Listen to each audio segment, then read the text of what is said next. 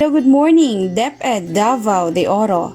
Hello to our grade 6 pupils who are very eager to learn more for today's presentation. You are listening from Z Radio, Siguradong Lingaw, Siguradong Kuyaw. This is your teacher on air, Teacher Mary Joy C. Ukon, your content presenter and content developer for TLA 6 with the topic Family and Needs. Let us recall first, what is family resources? Family resources are available supply needed by a certain family. The family members should know how to maximize these resources to improve their economic and social status. This module was designed and written to help you identify family resources and needs, including human, material, and non-material. But before we study this module, we will try to answer the following activities to find out how much you already know about the topic. Here is the instruction. Say heart if it is a human resource, star if it is a material resource, and square if it is a non-material resource. Are you ready? Let us start. For number 1, water. Number 1, water. Correct. The answer is star. Number 2, time. Number 2, time. Correct. The answer is square. Number 3, skills. Number 3, skills. Check. The answer is heart. Number 4, furniture. Number 4, furniture.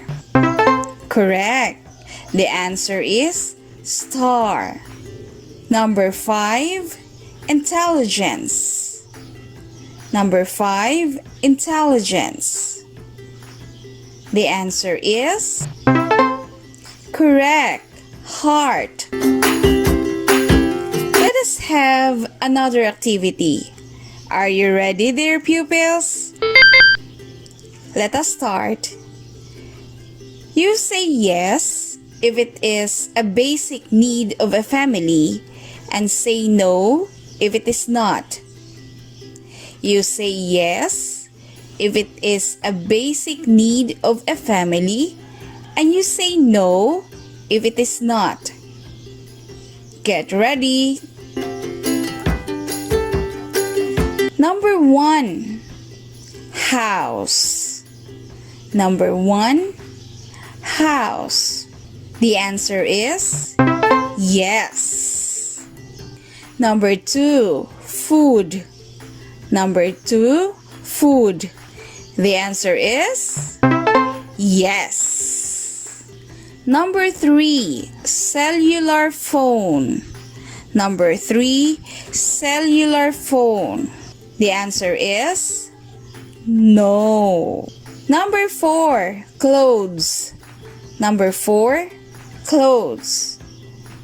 The answer is yes. Number 5, car. Number 5, car. Is it a basic need of a family or not? Correct. The answer is no. There are many types of resources. Managing these resources, including time, energy, and money, is important. Using the available resources effectively can help you acquire the services and goods you want and need. You can also use your talent and skills to have the needed resources. Study this given picture. Tell something about it. Here is your guide questions. Number 1. What can you say about the picture? Number 1. What can you say about the picture? Number 2, can you identify the family resources, basic needs, and wants?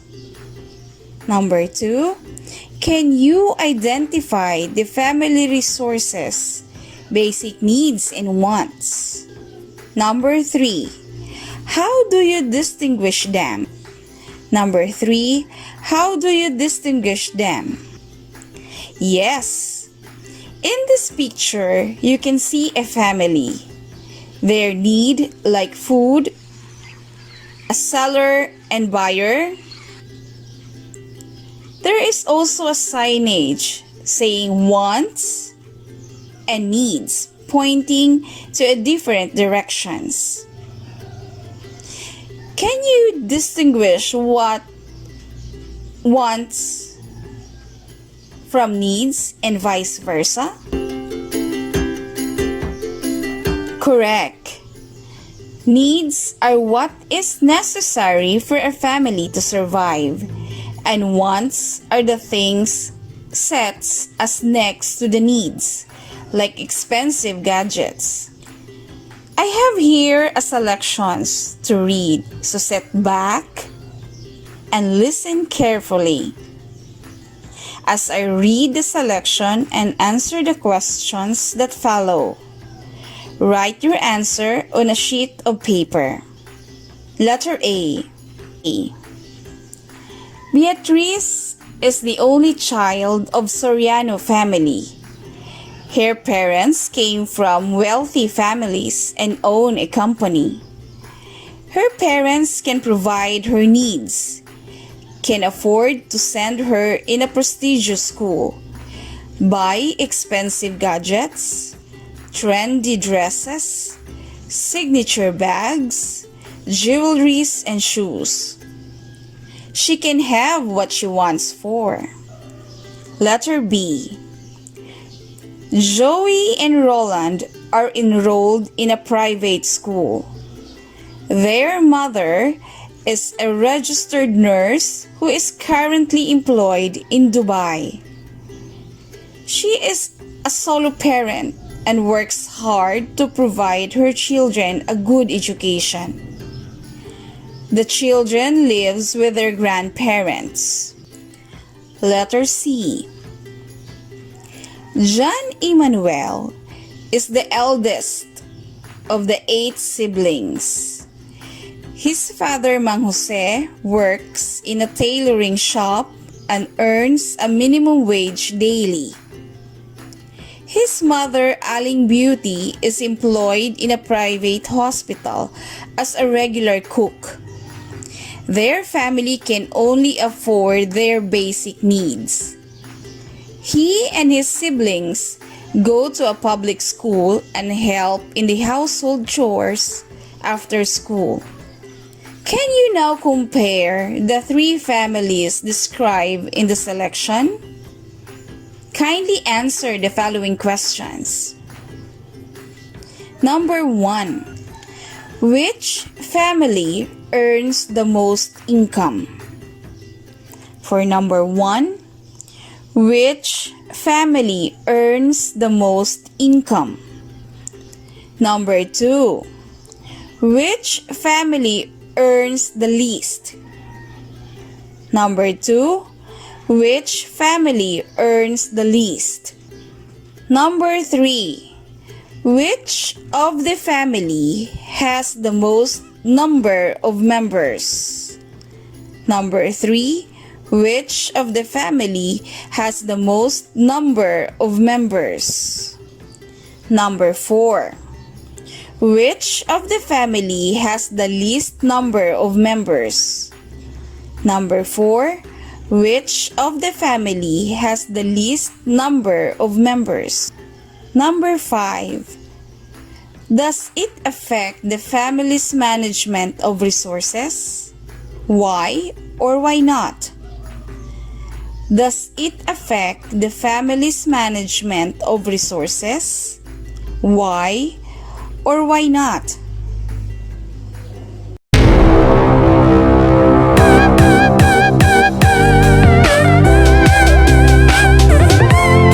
The Radyo Z-eskwela program of the Division of Davao de Oro is being brought to you by Nueda Builders Construction and Supply Incorporated, Maverick Builders Incorporated, Mitch Construction and Supply, Archicons Architectural Construction and Supply, DB Construction and Supply, Hanaway Builders Corporation, Phoenix Corvada Tagum Gasoline Station, Master Construction and Supplies, Mackenzie Builders, GP&H Construction Incorporated, Metro Gear Construction Corporation, NEN Builders and Development Services Corporation, Max Mays Enterprises Incorporated, We Inc. Construction Company, Rangay Construction and Supply, East Sussex Enterprise, WM Construction, Councilor Boogie and Miss Marjorie Vertodazo, Icon Builders and Supply, and Apex Mining Company Incorporated.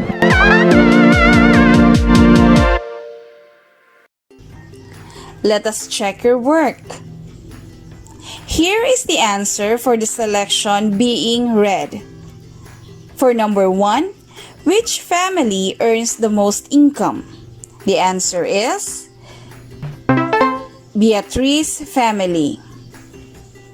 For number 2, which family earns the least? Correct. The answer is John Emmanuel's family. Number 3, which of the family has the most number of members? Which of the family has the most number of members? Yes, it is John Emmanuel's family. Number 4, which of the family has the least number of members? Correct, it is Beatrice's family. For number 5, does it affect the family's management of resources? Why or why not? The answer is yes. And here is the suggested answer. Because the family's expenses varies per person. The more member of the family, the greater the expenses for their needs. Family is the basic unit of a community. It is essential part of the community, and for it to function properly, it must be in a good state. Family is the first school of our life, and we learn manners and customs from it. A family resource is important to meet specific needs and wants in order to survive. What is resources? It can be defined as anything we use to achieve what we want and needs. It is classified into 3: human, material, and non-material resources. First, we have human resources, capabilities, intelligence, and skills. Every person has her or his unique ability and intelligence in a way that improves not only himself or herself, but also others. It is important to identify the talents and skills that each person has and utilize them for the common good. Material resources are materials found in nature that can be used for practical human purposes that are considered to have value. Material resources include wood from trees, edible plants that can be used as food, sand to make glass, metals extracted out of rocks, and chemicals from plants that can turn into plastics. Tangible assets such as house and lot, furniture and appliances, jewelry, automobiles, and cash are referred to as the family's material resources. Every family must invest wisely in material resources, making sure that they consider quality, durability, and appreciation value when choosing what to purchase. Real properties and jewelry increase in value over time, while the value of furniture, appliances, and automobiles depreciate or go down as they get old and worn out. Number 3. Non-material resources. Our intangible resources such as health, experience, and time. Without non-material resources, family members will be unable to perform their duties and responsibilities at home, in school, and at work. Now let us proceed to what are the basic family needs. First, we have food. Food is the most important need of everybody. It is the fuel we need to survive. Second, we have shelter. We need house to live and protect ourselves from heat of the sun, storm, wind, and others. It gives us protection. Third is clothing. It's made of fabric and covers our bodies. Keep them warm or protects them from sun, insects, thorns, and other hazards. Fourth, we have education. Families must be educated and conscious to raise successful, intelligent, and creative children. Fifth is social needs. It includes things such as love, acceptance, and belongingness. Let us have another activity. You will identify the following pictures below if it belongs to human resources, material resources, and non-material resources. Write your answer on a separate sheet of paper. Again, write HR for human resources, MR for material resources, and NR for non-material resources. For number 1, we have cellular phones. For number 1, we have cellular phone. Number 2, t-shirt. Number 2, t-shirt. Number 3, nurse. Number 3, nurse. Number 4, medicine. Number 4, medicine. Number 5, car. Number 5, car. Number 6, time. Number 6, time. Number 7, desktop computer. Number 7, desktop computer. Number 8, policeman. Number 8, policeman. Number 9, teacher. Number 9, teacher. Number 10, tree. Number 10, tree.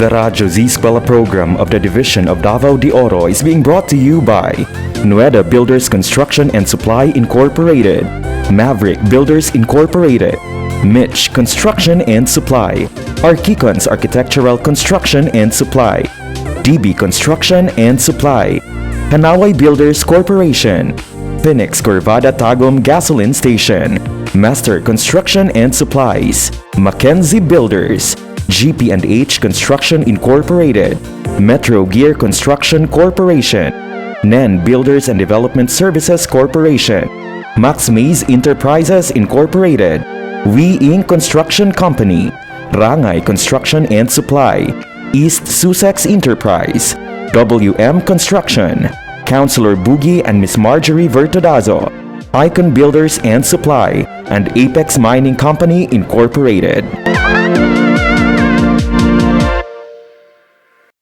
Are you done? Let us check your work. For number 1, for cellular phone, the answer is MR, Material Resources. For number 2, for shirt, the answer is MR. For number 3,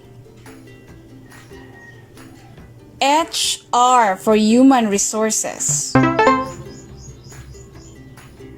Number 4, for medicine, we have MR, for material resources. For number 5, car, we have MR, for material resources. For number 6, we have time, NR, for non-material resources.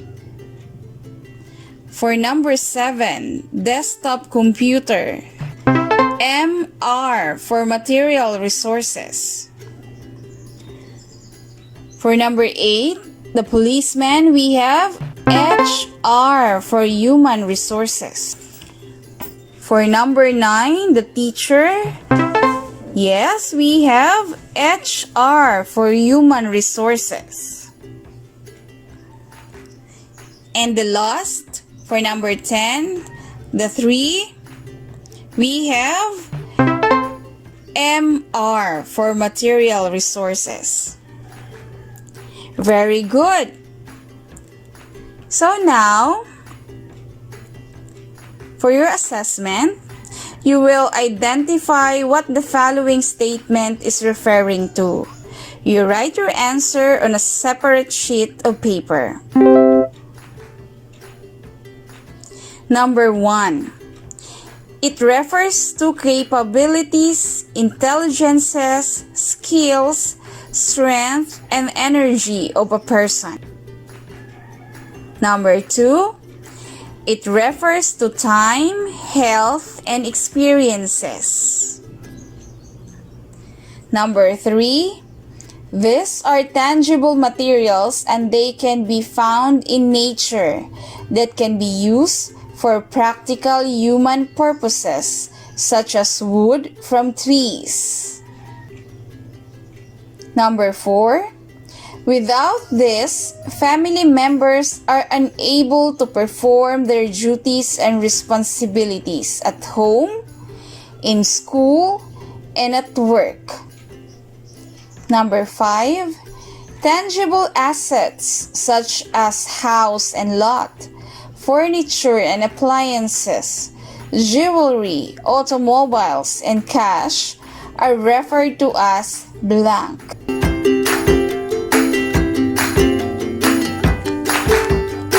I hope you learned something from the presentation. Enjoy learning and always be safe. This is your teacher on air, Teacher Mary Joy, saying goodbye for now and see you to the next lesson. Thank you!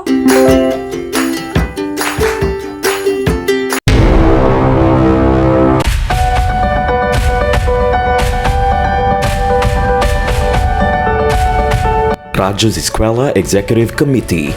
The School's Division Superintendent, Eufemia T. Gamutin Seso 5. Assistant Schools Division Superintendent, Dr. Romel R. Handayan. OIC Curriculum Implementation Division Chief, Karina S. Frasco. School Governance and Operations Division Chief, Dr. Ruben J. Riponte.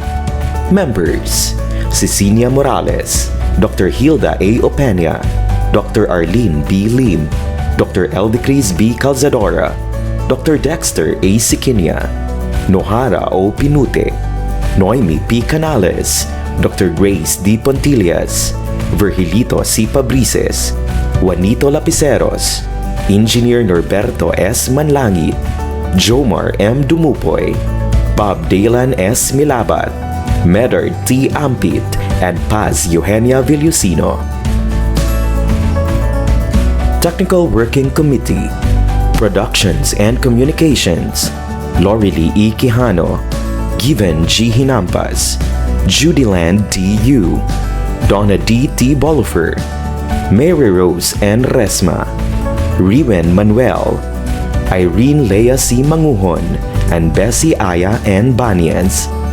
Social Media and Packaging Team, Christian Anhara L. Martesio, William R. Ranara, Joan T. Iscoton, Roberto S. Acusar Jr., May B. Istaniol, Richard H. Arellano, Glee L. S. Blanco, Ralph A. Tabanyag, Angelo Gutierrez Jr., and Jade Karen Arais.